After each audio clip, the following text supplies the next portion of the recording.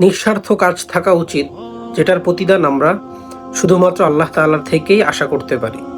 পৃথিবীতে কিছু মানুষ আছে যারা স্বার্থ ছাড়া আপনাকে এক চুল বিন্দু পরিমাণও উপকার করবে না, কিন্তু সব কিছুরই যদি বিনিময় দুনিয়াতে হয়ে যায়, আখেরাতের জন্য কি বাকি রইল?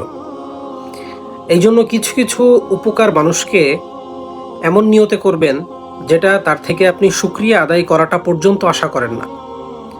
আপনি কাজটা করে দিলে আমরা বলি না যে তোমার এত বড় একটা উপকার করে দিলাম, তুমি মুখের শুকরিয়া আদায় ওটা করলে না, এইটার আশাও করবেন না।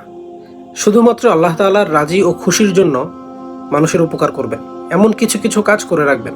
আসলে এটা তো দুনিয়া, আমরা সবাই স্বার্থের পিছে ছুটি, কিন্তু এই সকল স্বার্থের পিছনেও এমন কিছু নিঃস্বার্থ কাজ থাকা উচিত, যেটার প্রতিদান আমরা শুধুমাত্র আল্লাহ তাআলার থেকেই আশা করতে পারি।